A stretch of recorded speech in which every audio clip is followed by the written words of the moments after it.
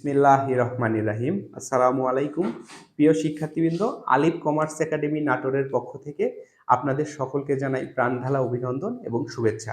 আজকে আমরা শিখব টাইম ভ্যালু অফ মানি চ্যাপ্টারের বা অর্থের সময়মূল্য চ্যাপ্টারের ঋণের কিস্তি নির্ণয় এবং ঋণ পরিশোধের তালিকা বা সূচি নির্ণয়।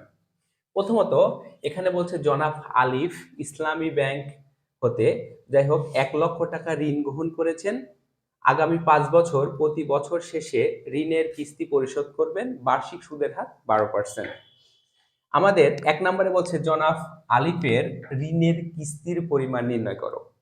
প্রথমত আমরা যদি কিস্তি নির্ণয় করতে যাই, এখানে 1 নম্বরের সমাধান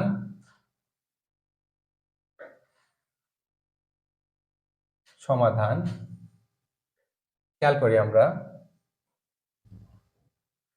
আমরা জানি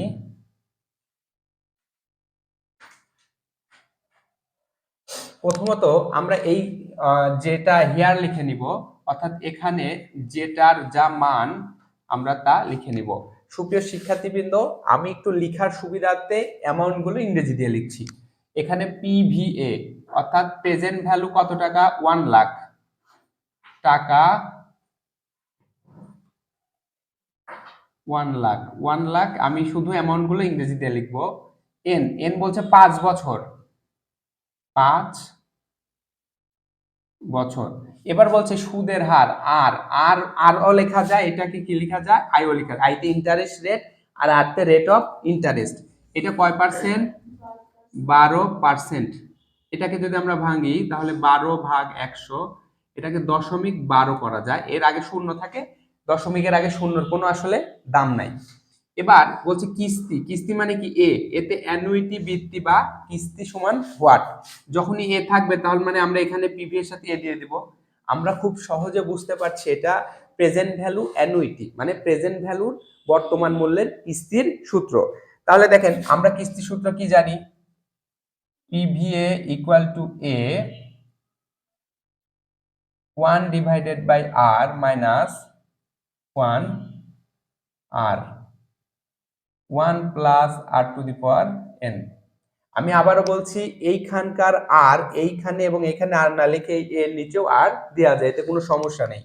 এবার পিভি এর মান কত? 1 lakh equal to a 1 divided by R এর মান কত? 0.12 মাইনাস 1 0.12 1 প্লাস 0.12 এন এর মান কত আছে দেখো? 5 পাওয়ার 5। তাহলে আমরা এবার করতে পারি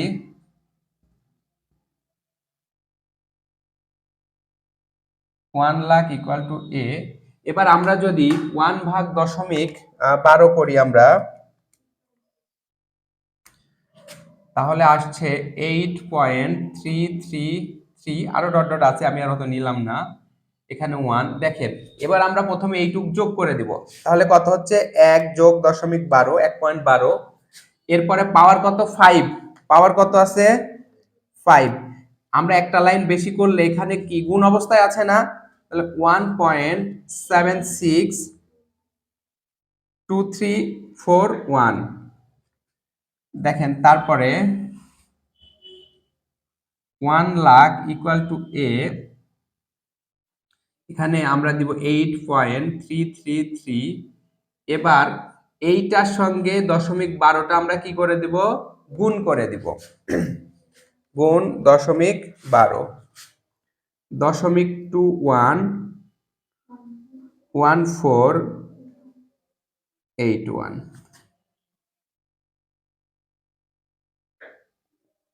1 লাখ ইকুয়াল টু এ।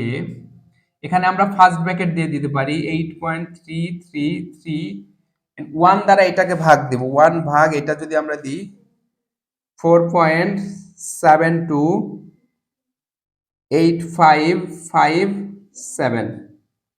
এবার দেখেন 1 লাখ ইকুয়াল টু এ, এখানে কি গুণ অবস্থায় আছে না? তাহলে ইনটু এইটার থেকে এটা বাদ দেব। 8.33 থেকে আমরা যদি এটা বাদ দিই তাহলে আসছে 3.60444। এবার দেখেন এ যেটা গুণ অবস্থায় থাকে সেটা কি হয়ে যায়? ভাগ হয়ে যায়। 3.60444, উপরে হবে 1 লাখ। তাহলে দেখেন এ সমান সমান কত হচ্ছে, 27,743 টাকা 53 পয়সা আছে। আমরা 700 কত নিলাম, 44 নিলাম। 27,744 টাকা প্রায়।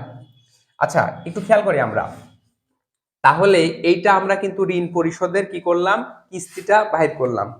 গ নাম্বার অঙ্কে যেটা থাকে আমাদের এখানে আমরা 1 নাম্বার দিয়ে সেটা করেছি। এবার আমাদের করতে হবে কি, ঋণ পরিশোধের তালিকা বা সূচি। এবার আমরা ঋণ পরিশোধের তালিকা বা সূচি করব। দেখেন তো শিক্ষার্থীবৃন্দ, এখন আমরা কিস্তির পরিমাণটা বসিয়ে নিব। আমরা কিস্তি যেখানে বাহির করছি, কিন্তু আমরা এখানে আমরা কিস্তি বাহির করছি, এখানে আমরা একটু লিখে নিব ঋণ পরিশোধের সূচি অবলিক কি তালিকা। দেখেন আমরা কিস্তি তো এখানে বাহির করছি, কিস্তি এখানে বাহির করছি না, কত, কিস্তিটা তো প্রতি বছর সমান 27,744 টাকা। 27,700, এইটা আমরা প্রতি বছরে বসিয়ে নিব। দেখেন আচ্ছা, এবার বছরের শুরুতে আমাদের ঋণ ছিল কত, বছর কত, 1 2 3 4, মোট 5 বছর ছিল, তাই না? আমরা আরো একটি ঘর দিয়ে দিব, 5 বছর। বছরের শুরুতে আমাদের ঋণ ছিল কত, 1 লক্ষ টাকা। এবার আমরা খেয়াল করি, দেখেন আপনাদের 4 নাম্বার ঘরে কি 2 গুণন সুদের হার। তাহলে দেখেন 2 নাম্বার ঘরে যে টাকা আছে, 1 লাখ টাকা আছে না, 1 লাখ টাকার সুদের হার। তাহলে আমরা যদি 1 লাখ টাকার উপর 12% করি, তাহলে কত, 12,000 টাকা হচ্ছে না, 12,000 টাকা। 5 সমান সমান দেখেন আসল পরিশোধ 3 বিয়োগ 4, অর্থাৎ 3 নাম্বার ঘরে আমি যে কিস্তি দিয়েছি, কিস্তি থেকে আমার সুদের পরিমাণ যখনই আমি বিয়োগ করব, তাহলে কি হবে, আমরা আসল পরিশোধটা বের হয়ে যাবে। কিস্তি দিয়েছি 27,744 টাকা, এখান থেকে সুদ দিয়েছি 12,000, তাহলে আমার পরিশোধ হয়েছে 15,744 টাকা। একটু খেয়াল করি আমরা, 6 সমান 6 কি লিখছি, 6 নাম্বার কলামে বছর শেষে ঋণের পরিমাণ। তাহলে ঋণের পরিমাণ কত, এটা হচ্ছে 2 বিয়োগ 5, অর্থাৎ আমার কাছ থেকে কত টাকা পায়, আর এই বছরে পরিশোধ আমার কি কত হয়েছে, পায় কত, 1 লক্ষ। এখান থেকে আমার পরিশোধ হয়েছে 15,744 টাকা। এখনো আমার বছর শেষে ঋণ আছে 84,256 টাকা, তাই না? প্রতি বছর এইভাবে হবে। তোমাদের যদি কারো কোনো কোশ্চেন থাকে, তোমরা কোশ্চেন করো, আমি এখনই উত্তর দিয়ে দেব। 84,256 টাকা। এই বছরের যেটা শেষ, পরের বছরের যেটা সেটাই শুরু। এবার এরপর কয় পার্সেন্ট কাটবো সুদ আমরা, 12%। তাহলে হচ্ছে দেখেন 10,110 টাকা 72 পয়সা আছে, তো আমি 11 টাকা নিয়ে নিলাম। হ্যাঁ, 10,111 টাকা। আমি কিস্তি তো আগের মতনই একই সমানই দিয়েছিলাম, 27,744 টাকা, এখান থেকে বাদ দিব 10,111 টাকা, তাই না? তাহলে এই বছর পরিশোধ হচ্ছে 17,633 টাকা। এবার খেয়াল করো, আমার কাছ থেকে পায় 84,256 টাকা, আর আমার পরিশোধ হয়েছে 17,633 টাকা। তাহলে এখনো আমাদের কাছ থেকে পায় হচ্ছে 66,623 টাকা।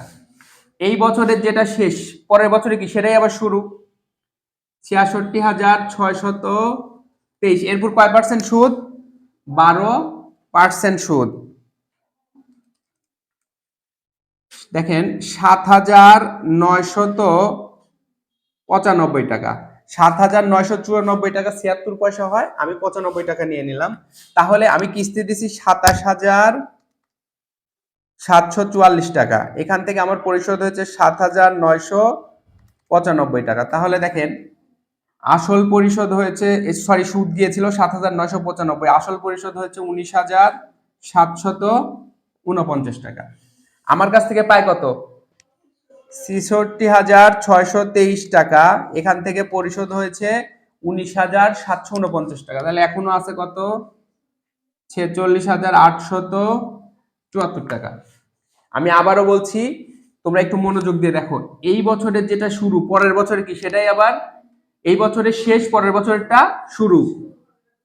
৪৬,৮৭৪ টাকা। এরপর কয় পার্সেন্ট সুদ কাটবো আমরা? 12%। ৫,৬২৫ টাকা। তাহলে দেখেন, আমি কিস্তি দিয়েছি ২৭,৭৪৪ টাকা, আমার পরিশোধ মানে সুদ গেছে হচ্ছে ৫,৬২৫ টাকা, আসল পরিশোধ হয়েছে ২২,১১৯ টাকা।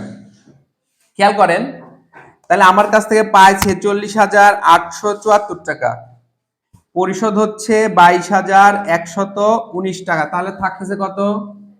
24,755। এই বছরের যেটা শেষ, পরের বছরে কি সেটাই আবার শুরু, 755। এবার দেখেন, শেষের বছরে আমরা আগের মতো করব না, একটা টেকনিক খাটাবো আমরা। সেটা হচ্ছে, এই বছর শেষে কি আর কোনো ঋণ থাকবে? আমার তো 5 বছরের মধ্যে সকল ঋণ পরিশোধ করতে, তাহলে এই বছর শেষে ঋণের পরিমাণ কত? 0 হয়ে যাবে। এবার দেখেন, আমার কিস্তি, সরি, কিস্তিটা আমি দিয়ে দিচ্ছি ২৭,৭৪৪। কিস্তি তো প্রতি বছরই সমান, কিস্তি কি প্রতি বছর সমান না? অর্থাৎ আমি কিস্তি দিচ্ছি ২৭,৭৪৪ টাকা, এই বছরের মধ্যে আমাকে পরিশোধ করতে হবে কত? 24,755। তাহলে এই টাকাটাই এখানে লিখে দিব, 24,755। এটা কিন্তু নিয়ম, এইটা মিল করার একটা নিয়ম। তাহলে এই বছর শেষে নীল করে দিব, এই বছর যা টাকা পাই টোটালি আমাকে পরিশোধ করে দিতে হবে। তার মানে বুঝতে হচ্ছে, এই ২৭,৭৪৪ টাকা পায়, মানে আমি কিস্তি দিয়েছি আর আমার কাছ থেকে পায় 24,750। তাহলে এবার সুদ কত? 2,989 টাকা। আমি আবারও বোঝাচ্ছি, একটু খেয়াল করেন। এখানে আপনি একটা স্টার দিয়ে দিতে পারেন, নিচে একটু দেখিয়ে দিতে পারেন কিভাবে আসলো। আচ্ছা, আমি একটু দেখা দিচ্ছি। ২৭,৭৪৪ টাকা আমি কিস্তি দিয়েছি, আমার কাছ থেকে পায় তো কত? 24,755। তাহলে 2,900 কত টাকা হয়? 89 টাকা। আমি আবারও বলছি, খেয়াল করেন সবাই, যেহেতু এই বছর শেষে আমার ঋণের পরিমাণ কি শূন্য হয়ে যাবে, সো এখানে আমি শূন্য দিয়ে ফেলছি। দেওয়ার পরে আমি কিস্তি তো একই সময়, কিস্তি তো আর আমি কম বেশি করতে পারবো না, ২৭,৭৪৪ টাকা কিস্তি দিব, এর মধ্যে আমার কাছ থেকে পায় 24,755 টাকা। তাহলে এইটাই আমার কিস্তি থেকে আমার কাছে যে ঋণটা আছে, ঋণটা বাদ দিলে যেটা থাকে সেটাই কি আমার সুদ। শেষ বছরে এটা মিল করে এইভাবে দিতে হয়। তো সুপ্রিয় শিক্ষার্থীবৃন্দ, আপনাদের সকলকে এতক্ষণ সঙ্গে থাকার জন্য ধন্যবাদ। এরকম শিক্ষণীয় এবং পড়ালেখা সংক্রান্ত ভিডিওগুলো পেতে আমাদের পেজটিতে লাইক, কমেন্ট করে সাথে থাকবেন। ধন্যবাদ সকলকে।